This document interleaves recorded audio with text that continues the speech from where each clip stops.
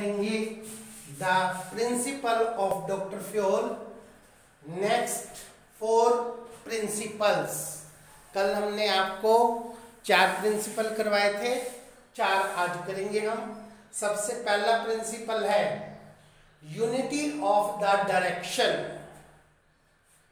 कल हमने सीखा था यूनिटी ऑफ द कमांड, आज हम सीखेंगे unity of the direction. Direction का मतलब होता है निर्देशन। कोई भी हमारा कार्य है उसके लिए हम एक प्लान बनाते हैं और उस प्लान में बहुत सारे लोग इन्वॉल्व होते हैं।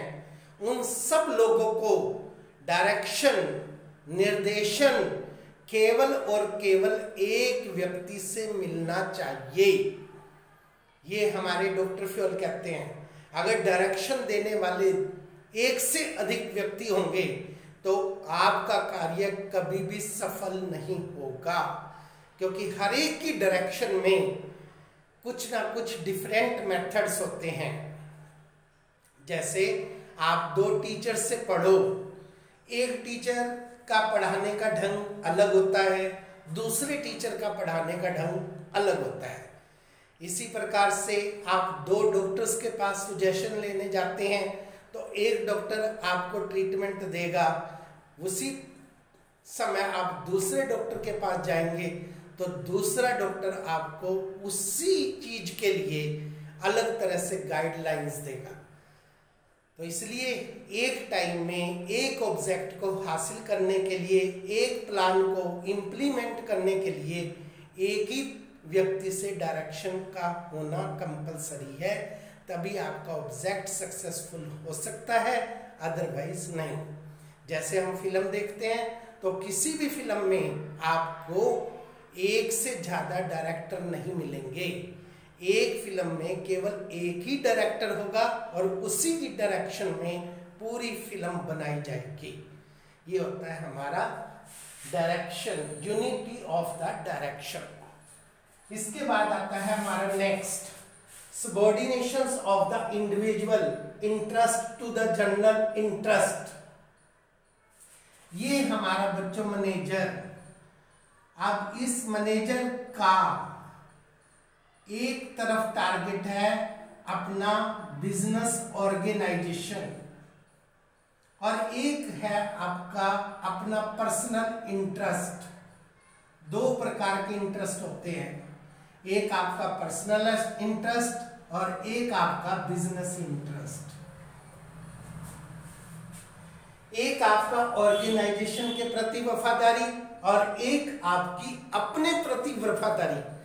तो इसके अंदर हमारे डॉक्टर फ्योल कहते हैं कि हर एक व्यक्ति को अपने निजी स्वार्थ को पीछे रखना चाहिए और संस्था के स्वार्थ को, जिस इंस्टीट्यूशन में वो काम करता है उसके स्वार्थ को नंबर 1 पे रखना चाहिए, तभी उसको कामयाबी मिलेगी।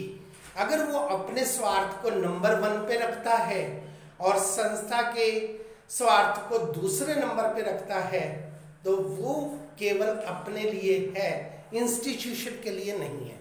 फॉर एग्जाम्पल, अब आप इसका एक एग्जाम्पल समझेंगे बहुत अच्छी तरह से। मिस्टर ए हमारे यहाँ एक परचेजिंग मैनेजर है और उसका बेटा एक्स रॉ मटेरियल सेल करता है।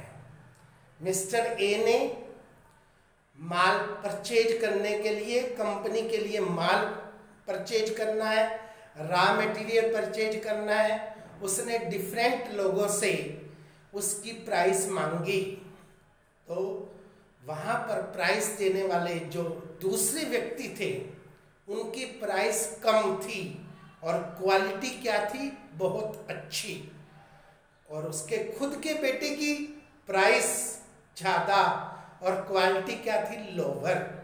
परंतु फिर भी मिस्टर ए ने प्रोडक्शन खरीदने के लिए, रॉ मटेरियल खरीदने के लिए दूसरे व्यक्ति को ऑर्डर देने की बजाय अपने बेटे को ऑर्डर दिया। इसका मतलब उसने संस्था के प्रॉफिट को ध्यान में नहीं रखा, जिससे संस्था का प्रॉफिट हो सकता था। अगर वो दूसरे व्यक्ति से खरीदता तो कम प्राइस देनी पड़ती इंस्टीट्यूशन को और संस्था को फायदा होता। उसने ऑर्डर अपने बेटे को दिया ताकि ये प्रॉफिट भी उसके घर जाए और ज्यादा मात्रा में जाए और संस्था को लूटा जाए।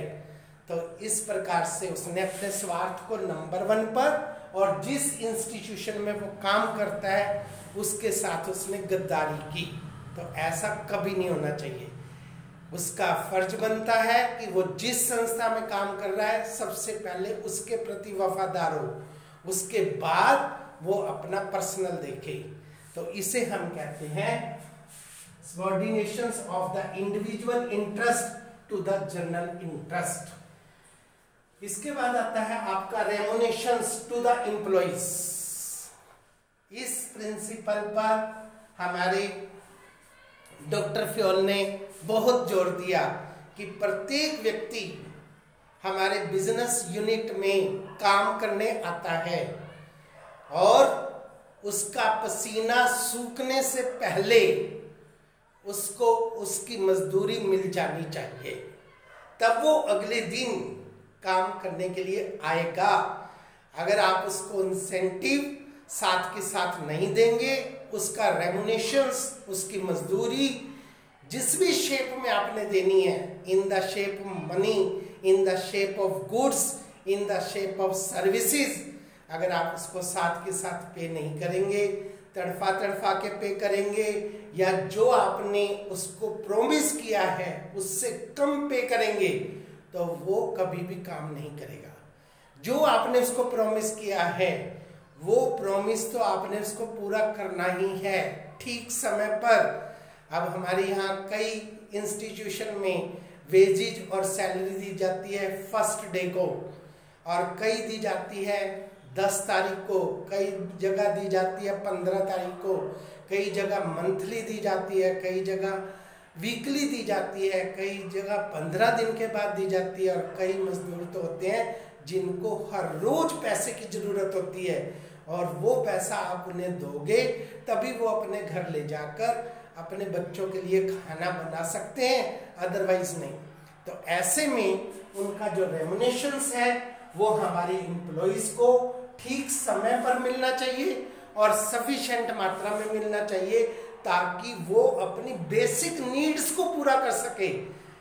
बेसिक नीड्स क्या होती हैं बच्चों?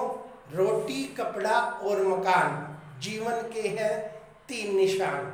तो हर एक मजदूर को मजदूरी देते समय हमें इस बात का ध्यान रखना है कि जो मजदूरी उसे दी जा रही है उस मजदूरी से उसकी रोटी, कपड़ा और मकान की जरूरत पूरी हो रही है या नहीं हो रही है। ये होती है हमारी बेसिक वेजेस जो उसको जरूरत है। उसके बाद जितना वो ज़्यादा काम करता है, जितना और काम करता है, उसके अलावा उसको और सफिशिएंट मजदूरी और एक्स्ट्रा मजदूरी भी मिलनी चाहिए। और टाइम टाइम पर जैसे जैसे महंगाई बढ़ती है तो उसके साथ साथ उसको डीए की इंस्टॉलमेंट भी मिलनी चाहिए। अब आप कहोगे डीए क्या होता है? डीए होता है बच्चों महंगाई भत्ता, डियरनेस अलाउंसेस। पहले आप एक मजदूर को 300 रुपये मजदूरी देते हैं, अब मार्केट में वस्तुओं के रेट बढ़ गए तो उसकी मजदूरी के रेट भी ऑटोमेटिकली क्या होने चाहिए? बढ़ने चाहिए। जैसे ही सरकार ने डीए की अनाउंसमेंट कर दी तो आपको भी अपने बिजनेस इंस्टीट्यूशन में डीए की अनाउंसमेंट करनी पड़ेगी ताकि हमारे वर्कर स्ट्राइक पर ना जाएं, लॉकआउट पर ना जाएं, हमारी इंस्टीट्यूशन को छोड़कर दूसरी संस्था में न जाएं। इसके बाद होता है सेंट्रलाइजेशन और डिसेंट्रलाइजेशन। सेंट्रलाइजेशन का मतलब क्या होता है? सेंट्रलाइजेशन का मतलब होता है सारी शक्ति एक व्यक्ति के हाथ में, और डिसेंट्रलाइजेशन का मतलब उस शक्ति का आपने क्या कर देना? बंटवारा कर देना। सबसे पहले हम समझते हैं सेंट्रलाइजेशन। कई इंस्टीट्यूशन में जो छोटी छोटी संस्थाएं होती हैं वहां पर सारी पावर्स एक व्यक्ति के हाथ में होती है। अब उस व्यक्ति की मर्जी होती है कि वो अपनी राइट्स में से कुछ राइट्स अपने सबऑर्डिनेट को दे या ना दे, उसकी विल पे डिपेंड करता है। सारी पावर्स अपने पास रखे, सारे काम अपने पास रखे, और जो अच्छे मैनेजर्स होते हैं वो मेन कार्य अपने पास रखते हैं और बाकी सारे कार्य अपने सबऑर्डिनेट्स को क्या कर देते हैं, डिवाइड, उनको राइट्स भी देते हैं और साथ में उसकी रिस्पॉन्सिबिलिटी भी देते हैं। That is called the centralisation. और सेंट्रलाइजेशन में जो पावर्स हैं वो एक पर्सन के द्वारा दी जाती हैं। डिसेंट्रलाइजेशन में बहुत बड़ा इंस्टीट्यूशन होता है, ऑर्गेनाइजेशन ही बंटवारा करती है और अलग अलग व्यक्तियों को डिपार्टमेंट असाइन करती है। प्रोडक्शन डिपार्टमेंट अलग व्यक्ति को, सेल डिपार्टमेंट अलग व्यक्ति को, फाइनेंस डिपार्टमेंट अलग व्यक्ति को, और वो सारी पावर्स फाइनेंस से रिलेटेड केवल और केवल फाइनेंस मैनेजर के पास। प्रोडक्शन से संबंधित सारी पावर्स केवल प्रोडक्शन मैनेजर के पास, उसको हम डिसेंट्रलाइजेशन कहते हैं। तो कुल मिलाकर आप कह सकते हैं कि सेंट्रलाइजेशन में जो सबऑर्डिनेट्स की पावर होती है वो होती है 2 टाइम्स, और डिसेंट्रलाइजेशन में पावर जो होती है सबऑर्डिनेट्स की वो होती है मेनी टाइम्स। तो ये डिपेंड करता है size of the institution, size of the organisation. अगर आपका साइज छोटा है तो आप सेंट्रलाइजेशन इंप्लीमेंट करेंगे, और यदि आपकी बिजनेस का साइज बड़ा है तो आप डिसेंट्रलाइजेशन इंप्लीमेंट करेंगे। That's all.